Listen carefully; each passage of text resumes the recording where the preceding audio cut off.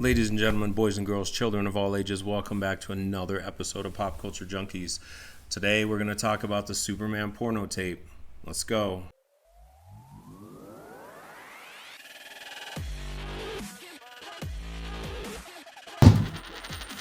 Alright, so for those of you that have watched the intro, you're probably wondering what the hell I'm talking about. What kind of Superman porno tape? When did this happen? How did this happen? Where did it come about? So the year is 1987. Action Comics has rebranded post-crisis crossover event. It's now a team-up kind of book. The story in the issues that we're going to be talking about centers around Superman, Mr. Miracle, and Big Barda, who he teams up with in these issues, right? Because it's now a team-up book. So some quick Mr. Miracle and Big Barda background for the non-DC fans. When Jack Kirby left Marvel in 1970, he went to rival DC. He has always had an affinity for all things cosmic, but instead of writing and drawing old gods as he had done at Marvel with Thor, he created new gods. Literally, that's what they're called, the new gods.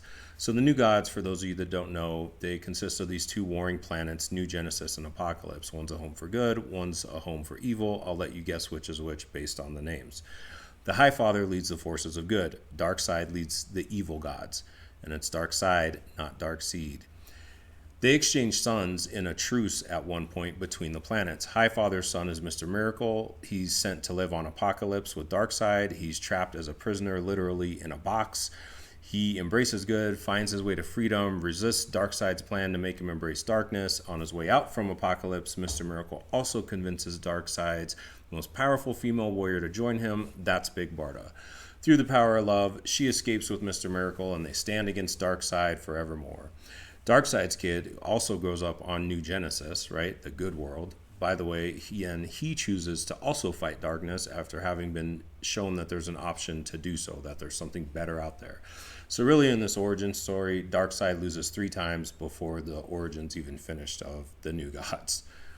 Not a great track record. Anyhow, the New Gods are DC's earlier version of the Eternals.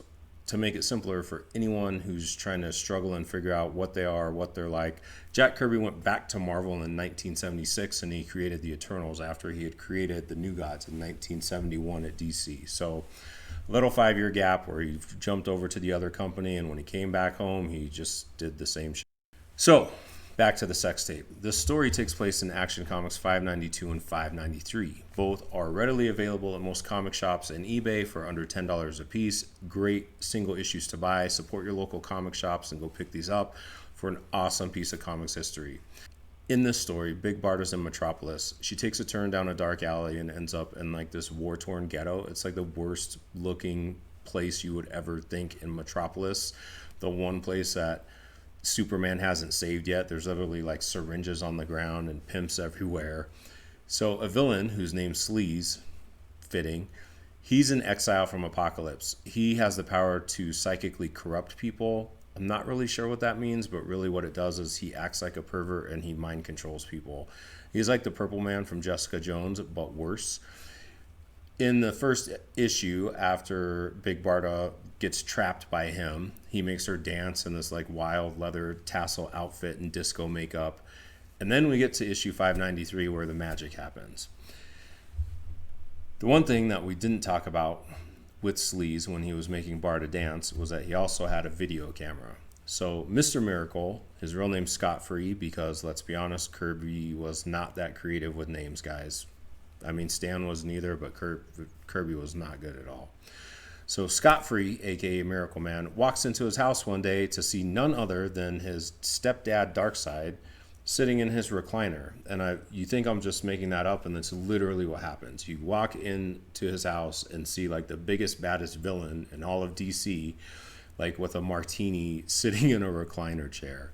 Again, it was the 80s. It was DC Comics are wacky. I don't know how any of this got past editorial, but I'm so happy it did. So Darkseid's sitting there and he says, "Hey, got this video for you to watch. Check it out." And he hands Scott this videotape, right? And Sleaze, it's the tape that Sleaze made that he's been selling to everyone of Barda doing this sexy dance in this underworld in Metropolis that he's been selling. It's the most ridiculous shit as far as a superhero storyline can go. And Darkseid, that's like the amazing part of Darkseid. He's just, sometimes he's the ultimate big bad villain, and sometimes he's just a guy that, like, oh, look at this really shitty thing that someone did. Hope you don't do something about it, and just kind of tempts people to go off and do terrible things just so he can say that when they're given the option to be terrible, they will, because that's the way everyone should be. That's kind of his shtick in a nutshell. So what we see at this point is he's been selling this tape of Barda. In the meantime, Superman somehow ends up under Sleaze's control also. That means the next tape is going to be a duet for the ages. So Mr. Miracle's racing to stop this from happening. He bursts through the window in the nick of time.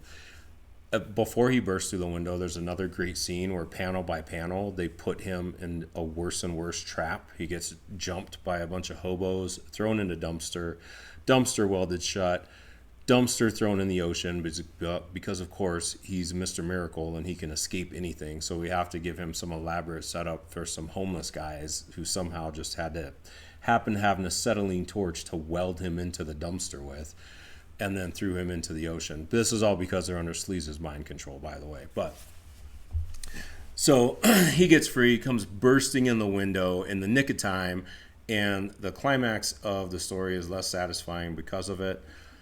Unfortunately, the issue finishes. Superman doesn't, and he assures Scott that his intentions were wholesome the entire time. He didn't enjoy what Sleaze was making him do for a second. Luckily, he had a strong enough moral fiber, and this is literally in the notes in the book, right? His moral fiber was so strong he could resist Sleaze. And so, unfortunately, they never get to actually do the deed, but they were so close. And again, this is a whole cockamamie scheme from someone whose whole goal is to wipe out all life in the universe, right, with his anti-life equation. But instead, he stopped by his stepson's, his adopted son's house, and just happened to drop off a videotape and say, like, hey, so sorry to hear someone made your wife do a sexy dance. The 80s were wild, dude. I don't know how this ever made it through any kind of editorial process. And John Byrne, who wrote the story, was just a dirty old man. One of these days, we'll talk about the time he had the paparazzi take pictures of She-Hulk sunbathing topless. And it was a whole episode about her trying to get the pictures back. Anyway, head on over to your local comic shop. Look for Action Comics 592 and 593. Again, it's a great piece of comics history to add to your collection. Easily affordable. I've looked them up on eBay and at stores in my area. They're $10 and under for near mint, guys. Remember to hit like and subscribe if you like this content, and I'll see you on the flip side.